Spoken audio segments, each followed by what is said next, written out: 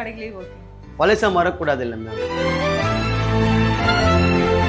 எனக்கு ஷூட்டிங்லாம் இதுதான் என் கை குத்த தெய்வம். 3 வேளை சாப்பிட்றது பார்த்தா இந்த தொழில் நான். ஓகே எனக்கு இன்ஸ்டாகிராம்ல நான் இப்போ ஃபர்ஸ்ட் ஆஃப் ஆல் வீடியோ பண்ணுறது இல்லை மேம். ஆமா ஏன்னா வந்து நான் 18+ கிரியேட்டடாக இருந்தேன். அந்த சைடில் ஒரு டைம் வந்து லவ் பிரேக்கப் வேற ஆயிடுச்சு. ஒரு மனுஷனுக்கு ஒரு பிரச்சனை வந்தா சால்வ் பண்ணிடலாம். ஒரே ஐடியா வந்து இந்த டைம்ல யோசிச்சிருந்தேன் மேம். படிச்சிருந்தேன்னா இவ்வளோ தூரம் கஷ்டப்படணும் அவசியம் இல்லைல்ல. சரி படிப்பை விட்டு இது மாதிரி லவ் பண்ணிட்டோம், அதை பற்றி யோசிச்சா இப்போ வர போகிறது இல்லை. போனது போயிடுச்சு, அவள் தான். ஒரு படத்தில் சம்பாதிக்கலாம். அதே மேம் பணத்தை பார்த்து நான் சினிமாவுக்கு போகல மேம். எனக்கு ஃப்ரேம் இருந்தால் போதும் மேம். இப்போ நான் நீ பணத்தை பார்த்து போயிருந்தேன்னா நான் இவ்வளோ தூரம் தெரிஞ்சிருக்க மாட்டேன்ல மேம்.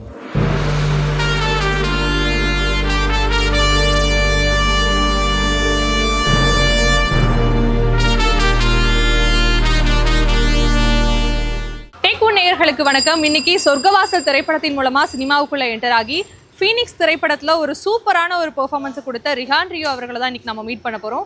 ஆக்சுவலா இவரை பத்தி கேட்கும்பொழுது இவர் ஒரு கறிக்கடையில தான் இப்பயும் வேலை பார்த்திருக்காரு அப்படிங்கிற மாதிரி தகவல் கிடைச்சிருக்கு. அவர் வேலை பார்க்கக்கூடிய அந்த கறிக்கடை வாசல்ல தான் இப்போ இருக்கும். நம்ம அவரை போய் மீட் பண்ணலாம். நிறைய விஷயங்கள் அவருடைய அனுபவத்துல இருந்து கேட்டுக்கலாம் வாங்க. ரிஹான் வணக்கம். வணக்கம் மேம். ஃபர்ஸ்ட் ஆஃப் ஆல் இந்த கடையில தான் நீங்க ஒர்க் பண்றீங்க? ஆமாம், நான் நிறைய கல்ல வேலை செய்வேன் மேம். இந்த ஒர்க் பொறுத்த வரைக்கும் இப்போ ஒரு கல்ல நம்ம லீவ் போட்டோன்னா எந்த கல்ல போனாலும் ஒர்க் கச்சிடும். இந்த ஒர்க் பொறுத்த வரைக்கும் இப்போ இந்த கல்ல ஒர்க் பண்றேன். 2 படங்கள் நடிச்சிருக்கீங்க. ரெண்டுமே கொஞ்சம் ஃபெமிலியரா இருக்கு. உங்களுடைய முகம் எல்லாருக்கும் வெளியே தெரியுது. ஈவன் இன்ஸ்டாகிராம்லயுமே வந்து கிட்டத்தட்ட 80K ஃபாலோவர்ஸ் மேல வச்சிருக்கீங்க இல்லையா? அப்படி இருக்கும்போது இன்னும் ஏன் இந்த கடைகளே ஒர்க்கிங்? பழச மறக்கூடாது இல்லை மேம். ஓகே, எனக்கு இந்த தொழில்னால தான் நான் அங்கே போனேன். இந்த தொழிலெல்லாம் அங்கே போயிருக்க மாட்டேன்ல. எனக்கு ஷூட்டிங்லாம் இதுதான் என் கை குத்த தெய்வம். 3 வேளை சாப்பிட்றது பார்த்தா இந்த தொழில் நான். ஓகே, ஒரு கறிக்கடையில் வேலை பார்க்குற ஒரு சாதாரண பையன் சினிமாக்குள்ளே போகணும்னு ஏன் தோணுச்சு? எனக்கு வந்து பார்த்தீங்கன்னா வந்து நான் first professional dancer first of all. Okay நான் கிளாஸில் ஒர்க் பண்ணிருக்கும் போதே ஃபர்ஸ்ட் டான்ஸராக போன ஆசை. அது சுச்சுவேஷனுக்கு கார்டு எடுக்க முடியல, பணம் வசதி இல்லை, லாக்டவுன் போட்டாங்க. அப்போ கானா சாங்கில் போய் ஆக்ட் பண்ணும்போது என் ஃப்ரெண்டு சொன்னா உனக்கு ஆக்டிங் ஸ்கில் சூப்பராக இருக்கு, நீ ஆக்டிங் பண்ணி பாருன்னு ஃபர்ஸ்ட் போன படம் தான் சொர்க்கவாசல் ஆடிஷன் போயிட்டு. அது ஆர்டிஸ்டாக போயிட்ட பிறகு எனக்கு சினிமாவில் ரொம்ப இது வந்துச்சு. ஓகே, இப்போ நம்ம சினிமாக்குள்ள ஒன்ஸ் என்டர் ஆகிட்டோம் அப்படின்னா அங்கே தான் வந்து டிராவல் பண்ணணும் அப்படின்னு எல்லாருக்குமே வந்து பெரும்பாலும் இருக்கும். இப்போ சினிமாவில் நம்ம போயிட்டோம், ஃபாலோவர்ஸ் தான் இருக்காங்களா, நம்ம இன்ஸ்டாகிராமை பூஸ்ட் பண்ணுவோம், நம்ம ப்ரொஃபைலை வந்து இன்னும் கொஞ்சம் என்ஹான்ஸ் பண்ணுவோம், அப்படியே அந்த கெரியர்லேயே போகலான்னு நினைக்காம இதுலேயே இருக்கும்போது அதில் ஃபோக்கஸ் பண்ண முடியுது அவங்களால? எனக்கு இன்ஸ்டாகிராமில் நான் இப்போ ஃபர்ஸ்ட் ஆஃப் ஆல் வீடியோ பண்ணுறது இல்லை மேம். ஏன்னா வந்து நான் 18+ கிரியேட்டடாக இருந்தேன். ஃபர்ஸ்ட் ஆஃப் ஆல் நான் நிறைய வீடியோ டிலீட் பண்ணிட்டேன், அச்சீவ்லேருந்து எடுத்துட்டேன். எதுக்குன்னா வந்து பார்த்தீங்கன்னா இண்டஸ்ட்ரி பொறுத்த வரைக்கும் ஒரு டைம் பிளாக் பாயிண்ட் வச்சிட்டாங்கன்னா வெளியே போகணும். நிறைய பேர் சொன்னாங்க ஃபீல்டில் அசிங்கமாக பண்ணாத, உனக்குன்னு ஃபியூச்சர் இருக்குது, நீ சூப்பராக பண்ணிக்கோ, வேஸ்ட் பண்ணிக்காதுனாங்க. அதுலேருந்து நான் அப்படியே விட்டேன் மேம். வீடியோ பண்ணுறது விட்டேன். 83.5Kலேயே முடிஞ்சிட்டேன் வாழ்க்கை. 100K அடியிலாதான் ஏமு. சரி இன்னொரு 4-5 வீடியோ பேடாக பண்ணாது இல்லை, அந்த பேட் பண்ணி எதுக்கு இண்டஸ்ட்ரியில் பேர் கற்றுன்னு அப்படியே ஸ்டாப் பண்ணிட்டேன். சொர்க்கவாசல் எடுத்துக்கிட்டோம் அப்படின்னா ஆர்ஜே பாலாஜியோட முக்கியமான இடங்கள்லாம் வந்திருப்பீங்க. அங்க எப்படி ஆடிஷன் போனீங்க? அந்த பட வாய்ப்பு எப்படி உங்களுக்கு சாத்தியமாச்சு? லாக்டவுன் சம்திங்ல என் ஃப்ரெண்டு இருக்கான் ஃபாரவர் ராஜ்னி, அவன் தான் ஃபர்ஸ்ட் கோடு போட்டு விட்டான். அவன் தான் கூட்டிட்டு போன ஆடிஷனுக்கு சாப்பாடு. அந்த ஆடிஷன் போகும்போது ஒரு 350 பேர் இருந்தாங்க. அதில் செலக்ட் ஆகணும் மேம். ஃபர்ஸ்ட் ஆடிஷன் செலக்ட் ஆகிட்டு ஒரு என்ன ஆயிடுச்சு, 2 இயர்ஸ் ஸ்டாப் ஆயிடுச்சு மூவி. Production problem. ஃபர்ஸ்ட் மெயினாக பண்ணு சொன்னாங்க அதர்வா கூட, என்ன நீங்கள் தான் மெயினாக பண்ணு உடம்புல ஏற்றுனாங்க. அப்புறமா அதர்வாலேருந்து ஆர்ஜே பாலாஜி வந்தோடனே ப்ரொடக்ஷன் மாறினோடனே ஒரு 2 வருஷம் கழிச்சு ஸ்டாப் பண்ணோன்னே படம் நான் ரொம்ப ஒரு மாதிரி மன உடைச்சல் ஆளாயிட்டேன். நடக்குமா நடக்காதா, ஆம்பிஷனில் ஜெயிப்பேனா, நிறைய பேர் திட்டினாங்க, கலாய்ச்சாங்க, அச்சாங்க. அந்த சைடில் ஒரு டைம் வந்து லவ் பிரேக்கப் வேற ஆயிடுச்சு. ரொம்ப ஐயோ, ஒரு மனுஷனுக்கு ஒரு பிரச்சனை வந்தா சால்வ் பண்ணிடலாம். ஒரே ஐடியா வந்து ஒரே ஐடியா இப்படி லாக் ஆகும்போது என்ன ஆயிடுச்சு, பார்த்து மாட்டினேன், சூசைட் பண்ண போயிட்டேன் நான். அப்புறமா ஒஞ்சி காப்பாற்றி என் ஃப்ரெண்டுங்கெல்லாம் ஆச்சு, நீ ஜெயிப்படா வாழ்க்கையிலன்னு அப்படி போனதான் போராடி போன வந்த சொர்க்கவாசல். இப்போ இந்த ஃபீனிக்ஸ்னும் பொழுது விஜய் சேதுபதி அவங்களுடைய சன் சூர்யா வந்து ஒரு சில இந்த கான்ட்ரோவர்சியான விஷயங்களை சிக்கினார் இல்லையா? ஆமா மேம். அது சிக்கும் பொழுது யோசிங்க, ஐயோ நம்ம இந்த படத்துல இருக்கோம், இவர் இப்படி பேசிட்டாரு, ஒருவேளை இதனால இந்த படத்தோடைய வேல்யூ குறைஞ்சிருமோ, போகாது அப்படிங்கிற ஒரு பயம் இருந்துச்சா? அதுல அதுமே இல்லை மேம். சினிமா பொறுத்த வரைக்கும் அதெல்லாம் ஒன்றும் யோசிக்க மாட்டாங்க. ஆமா, சினிமா பொறுத்த வரைக்கும் இன்னைக்கு என்ன தூக்கி விட நாளைக்கு எரிக்கி விட்டுரும், அதான் சினிமா. நான் நீங்க தப்பா நினைச்சு உள்ள போயிருந்தேன்னா இன்னைக்கு வந்து நான் பேட்டி கொடுக்கறதுக்கு தகுதி இல்லாதவனா இருந்திருப்பேன் உங்களுக்கு. நான் அதெல்லாம் யோசிக்கல. ஆனா அந்த மாதிரி பேசல மேம். அவன் என்ன சொன்னா, அப்பா வேற நான் வேற சொல்றது பதிலா அப்பா ஸ்டைல் வேற என் ஸ்டைல் வேற சொல்றதுக்கு பதிலாக அந்த மாதிரி மாறிட்டு இருக்கு. மற்றபடி அது மேலே அது தப்பா நினைச்சா நிறைய பேர்ல சொல்லிட்டாரு மேம். சேதுபதி சார் பாக்குறதுக்கான வாய்ப்புகள் கிடைச்சதா மேம்? எனக்கு என்ன ஹாப்பினா வந்து ஃபர்ஸ்ட் மூவி முடிஞ்ச உடனே ப்ரீவியூ ஷோ பார்த்துட்டு மேலே போகிறேன், ஆப்போசிட்ல வந்து அண்ணா கட்டி பூசிட்டாரு. ஓகே, ஆமாம், கை கொடுத்து கட்டி பூசி தேங்க்ஸ்னாரு. அதெல்லாம் தேங்க்ஸ் தான் சொல்றீங்க. அவங்க பையன் படம் இல்லை. ஓகே, இப்போ வந்து ஒரு நார்மலான ஒரு ஃபேமிலில இருந்து ஒரு பையன் வரான்றப்போ அவர் அம்மா அப்பாவுக்கு ஒரு ஆசை இருக்கும், நம்ம பையன் இப்படி இருக்கணும், நம்ம தான் இப்படி இருந்துட்டோம்னா நம்ம பையன் வந்து ஒரு ஸ்டேஜுக்கு போகணும் அப்படின்னு இருக்கும். இப்போ நம்ம ஒரு கறிக்கடையில வேலை பார்த்துட்டு இருக்கோம், சினிமா வேற போறோம், அப்பா அம்மா என்ன பண்ணாங்க, சினிமா தான் போக போறேன், நான் இப்படிதான் இருக்க போறேன்றப்போ இந்த விஷயத்தை அப்பா அம்மா அடாப்ட் பண்ணிட்டாங்களா, ஓகே பண்ணு அப்படின்னு சொல்லி. ஃபர்ஸ்ட் எந்த பையன் நடிக்க போனான்னு ஒரு அப்பாவுக்கு பிடிக்காது. ஆமா, எனக்கு வந்து அப்பவே ஆசை மேம், அப்பவே ரொம்ப வச்சிருக்காங்க என்ன டான்ஸ் ஆட போடக்கூடாது. நான் ஃபர்ஸ்ட் டான்ஸ் ஆடும்போது ஆடக்கூடாது அப்படி இப்படின்னாங்க. ஃபர்ஸ்ட் ஆஃப் ஆல் நினச்சிக்கிறேன் எனக்கு என்ன ஓதா தான் சண்டை, அதுக்கும் சண்டைலாம் போட்டிருக்கேன் வீட்டில். அப்புறமா விட்டாங்க, என் பிள்ளைக்கு தான் இருக்குன்னு. இப்போ ஹாப்பி தான். ஓகே, இப்போ வந்து இந்த ஏரியா பார்க்கும்போது எப்படி இருக்குன்னா ஒரு மக்கள் நம்மளை சுத்தி இருந்துட்டே இருக்காங்க, ரொம்ப தனித்தெல்லாம் இல்லாம மக்கள் நம்மளை சுத்தி அழகா இருந்துட்டு இப்படி போகும்பொழுது வரும்பொழுதும் அடையாளம் தெரியாத புதுசா யாராவது நீங்க இவங்க தானே அப்படின்னு அடையாளம் கண்டுபிடிச்சிருக்காங்க, இந்த படத்துல நடிச்சிருக்கீங்களே நல்லா நிறைய பேர் கேட்டிருக்காங்க. ஓகே, நிறைய வேலூர்ஸ்ல இருந்து கால் வந்திருக்கு. நம்ம படம் பாத்தீங்கன்னா வந்து லோக்கல் தியேட்டர்ல உள்ள எத்தனை ஃபர்ஸ்ட் ஃபுல்லா மால்ல தான் விட்டா போல. வேலூர், திருத்தணி, செங்கல்பேட்டுலாம் கால் பண்ணாங்க. ப்ரோ பார்த்தோம் ப்ரோ, சூப்பரா இருக்கு ப்ரோ. அது அன்னைக்கு ஒரு படம் ரிலீஸ் ஆகி ஒரு 1 மந்த் ஸ்டோரி போடவே டைம் இல்லை மேம் எனக்கு. என் ஸ்கிரிப்ட் தேர்த்து ஆக்ட் ஸ்டோரி குத்தினே இருப்பாங்க. எனக்கு பார்க்கும்போது பெருமையா இருக்கும். சில பேர் நினைச்சுக்கிறாங்க இவன் 2 படம் பண்ணிட்டு பணக்காரனா ஆயிட்டான்னு. பணக்காரனா ஒன்றும் ஆகல, ரீச் ஆயிட்டேன். இதுக்கு மேல பணக்கார வாயிற வாய்ப்பு வந்து டைரக்டர் கையில தான் இருக்கு. அவங்க தர வாய்ப்பு தான், திறமைக்கு பரிசு இருக்கு மேம். நான் ஜெயிப்பேன், வாழ்க்கை எனக்கு நம்பிக்கை இருக்கு. இப்போ நீங்க சொன்ன மாதிரி தான், இப்போ சினிமாக்காரங்க அப்படின்னாலே அவங்க நல்லா சம்பாதிப்பாங்க, கண்டிப்பா வசதியானவங்களா தான் இருப்பாங்க அப்படிங்கிற மாதிரி இருக்கும். பட் ஒரு ஜூனியர் ஆர்டிஸ்டா போகும்போது அந்த சேலரி எப்படி இருக்கும், அது போதுமானதா இருக்குமா? ஒரு சிலர் போய் வரதுக்கே பத்தாது, அந்த டிராவலிங்கே பத்தாது. இப்போ நான் பாத்தீங்கன்னா ஜூனியர் ஆர்டிஸ்ட் வேற, கம்பெனி ஆர்டிஸ்ட் வேற. இப்போ நான் வந்து பாத்தீங்கன்னா கம்பெனி ஆர்டிஸ்ட் மீன்ஸ் ஆடிஷன் போய் அட்டெண்ட் பண்றவங்க தான் கம்பெனி ஆர்டிஸ்ட். கம்பெனி ஆர்டிஸ்ட்னா ஹீரோ பக்கத்துலேயே ரோல் இருக்கும், நம்ம டைலாக் டெலிவரி இருக்கும். கம்பெனி ஆர்டிஸ்ட்னா தனி நம்மளுக்கு காஸ்டியூம்லாம் கொடுப்பாங்க, ஆர்டிஸ்ட் மாதிரி தான். அதுவும் ஜூனியர் ஆர்டிஸ்ட் தான் ஏஜென்ட் மூலியமா வருது. அவங்களுக்கு 600 பே, எங்களுக்கு பே வந்து கொடுத்தாங்க மேம். ஒரு படத்துல சம்பாதிக்கலாம். அதே மேம் பணத்தை பார்த்து நான் சினிமாவுக்கு போகல மேம், எனக்கு ஃப்ரேம் இருந்தால் போதும் மேம். இப்போ நான் பணத்தை பார்த்து போயிருந்தேன்னா நான் இவ்வளோ தூரம் தெரிஞ்சிருக்க மாட்டேன்ல மேம். ஓகே, இப்போ வந்து இந்த இன்ஸ்டாகிராம் சோஷியல் மீடியா பிளாட்ஃபார்ம்லாம் வந்து ஒரு ஆக்டிங்க்கு போகிறதுக்கு மிகப்பெரிய ஒரு நம்ம கையில் இருக்கக்கூடிய ஒரு விஷயமா இருக்கு இல்லையா? அதை பயன்படுத்தி யாருக்கு டேலண்ட் இருந்தாலும் யூஸ் பண்ணி வந்து ஆக்டிங்குள்ளே போயிடலாம் அப்படிங்கிற மாதிரி இருக்கு. ஆனால் இப்போ நிறைய பேர் அந்த சோஷியல் மீடியா வந்து தப்பாக பயன்படுத்திக்கிறாங்களோ அப்படிங்கிற ஒரு விஷயம் என்னைக்காக நினைச்சிருக்கீங்களா? நிறைய பேர் கண்ணா பின்னா என்ன வேணா பேசலாம், ட்ரெண்ட் ஆகிறதுக்காக என்ன வேணா பேசலாம். அது அந்த மாதிரி நானும் மேம் இந்த நானும் இருக்கேன். நான் 18+ பண்ணேன், நான் வளரணும், ஃபேமஸ் ஆகணும்னு. அப்ப நான் படம் பண்ணுகிறேன். அப்புறமா தான் தெரிஞ்சிச்சு இது சரியில்லை, நல்லதே செய், சமுதாயத்தை பத்தி பேசி, சினிமாவை பத்தி பேசி, நீ மேலே ஏறலாம், நீ சினிமாக்காரன்டா, நீ சொல்லுவாங்க நீ சினிமாக்காரன்டா, நீ விட்டுரு, டிக்டாக்ல இருந்து பண்ணியா விட்டுரு. இப்போ வாழ்க்கை மாறுது, நெக்ஸ்ட் நீ மாத்திக்கோ. அதனால வந்து நான் எல்லா வீடியோ டிலீட் பண்ணிட்டு அப்படியே வந்து நெக்ஸ்ட் எஜுகேஷன் பத்தி அப்படியே கொஞ்சம் நல்லா போட்டுன்னு என் பேரை தக்க வச்சுக்கிறேன். ஒரு தப்பான ஒரு இமேஜ் இருந்துச்சு, அதை மாத்துறதுக்கு ஒரு ட்ரை பண்ணிட்டு இருக்கீங்க உங்களுக்கு? ஆமா, ட்ரை பண்ண நிறைய பேர் சொல்லி கொடுத்தாங்க மேம். இது லைஃப் இல்லை, இதான் லைஃப்னு. சோஷியல் மீடியா லைஃப் இல்லை மேம். ஓகே, இப்போ வந்து என்னதான் நம்ம இப்படி இருந்தாலும் படிப்புங்கிறது ரொம்பவே முக்கியம் இல்லையா? அது ரொம்ப அது ஒரு பேசிக். ஆமா ஆமா. அப்போ நீங்க ஏதாவது ஒரு கட்டத்துல யோசிச்சீங்க ஒருவேளை படிச்சிருந்திருக்கலாம்? அது வந்து சில டைம்ல யோசிச்சிருக்கேன் மேம். படிச்சிருந்தனா இவ்வளவு தூரம் கஷ்டப்படணும் அவசியம் இல்லைல்ல. சரி, படிப்பை விட்டு இது மாதிரி லவ் பண்ணிட்டோம், அதை பத்தி யோசிச்சா இப்போ வர போறது இல்லை. போனது போயிடுச்சு, அவள் தான். போனது போட்டோம், பெஸ்ட்டாக ஒன்று மாட்டோம், மாட்டிக்கிச்சு, அப்படியே போகலான்னு பயந்துதான். மாட்டிக்கிச்சா? ஆமா. இருக்கா? ரிஹானுடைய அதிகபட்ச ஆசை என்ன வாழ்க்கையில? எனக்கு ஒரு வீடு கட்டணும் மேம். வீடு கட்டணும், அப்புறமா எனக்குன்னு ஒரு கார் வாங்கணும் மேம்.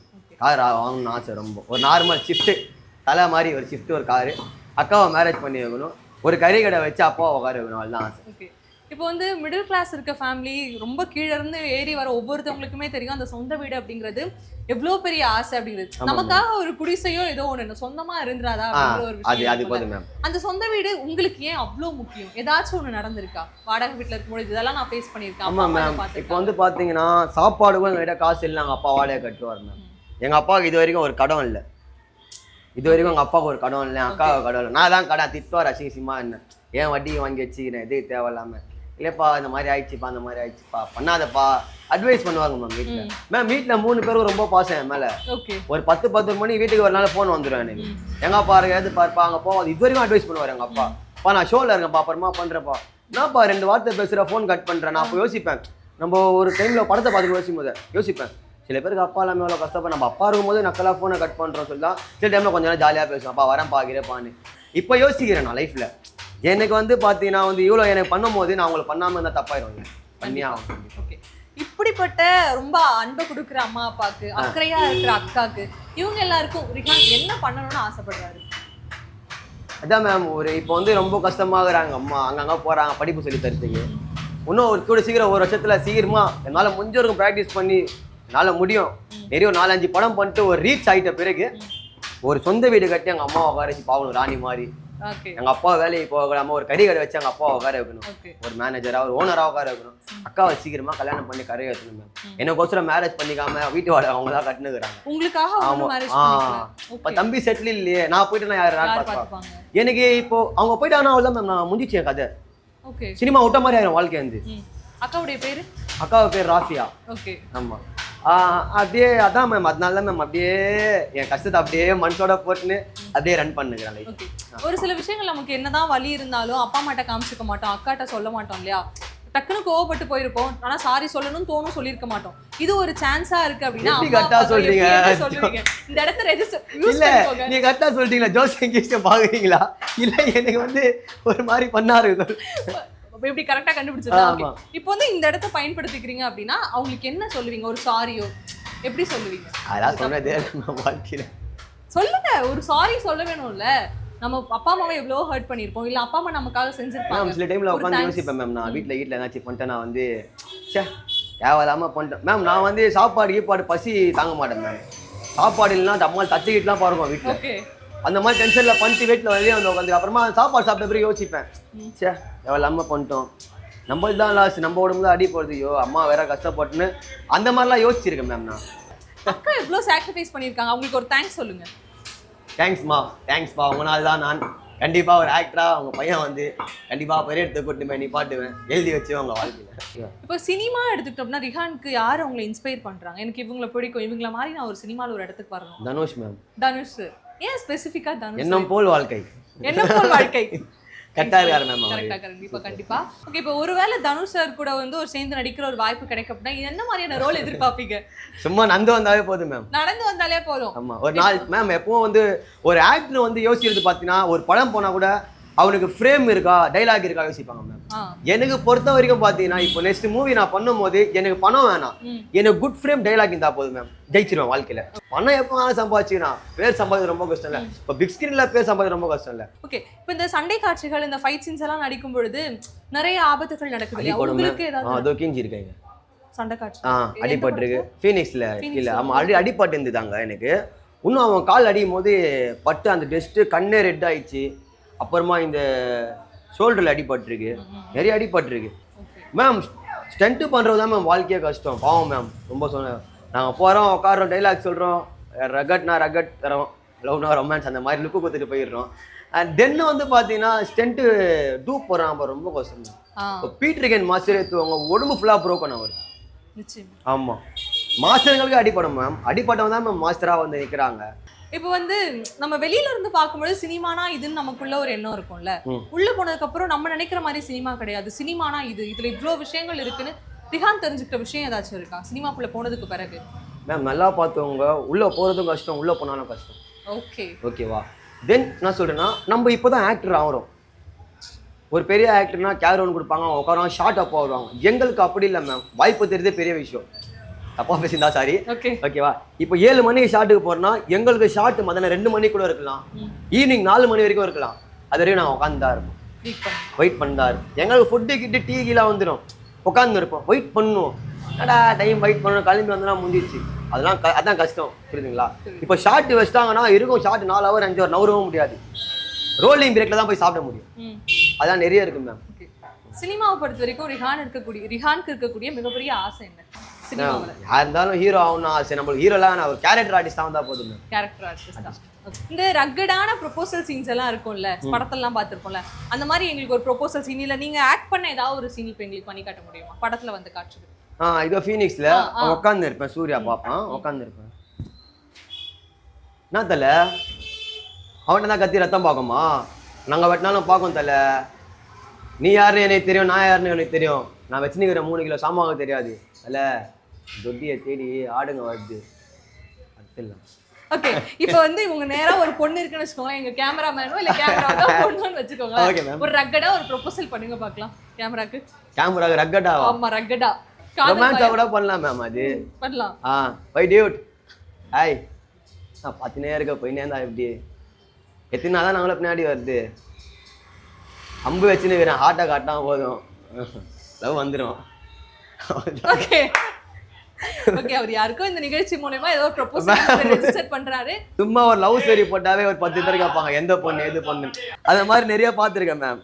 வேணாம் மேம், அது வரும்போது பார்த்துக்கலாம். நம்ம தகுந்த மாதிரி ஒரு பொண்ணு வந்தா அந்த ஃப்ரீடமா இருந்தா போதும். எனக்கு என்னை தொல்லை பண்ணாம டார்ச்சர் பண்ணாம நிம்மதியா விட்டா போதும். நான் கரெக்டா இருப்பேன், அவர்தான் ஏமாத்தலாம் மாட்டேன். ஓகே, இந்த லவ் இது எல்லாமே தவிர்த்து உங்களுடைய கெரியர்ல நீங்க ஒரு ஹைட்டுக்கு போகணும் அப்படின்னு சொல்லி மனசார வாழ்த்துறேன். என்னுடைய சார்பாகவும் டேக்கனுடைய சார்பாகவும் all the best for your future career. நல்லா பண்ணுங்க, நல்லா பண்ணிட்டு இருக்கீங்க, இன்னும் நல்லா பண்ணுங்க. சூப்பர், ரொம்ப தேங்க்ஸ் வந்து ஏத்துது. ரொம்ப தேங்க்ஸ்.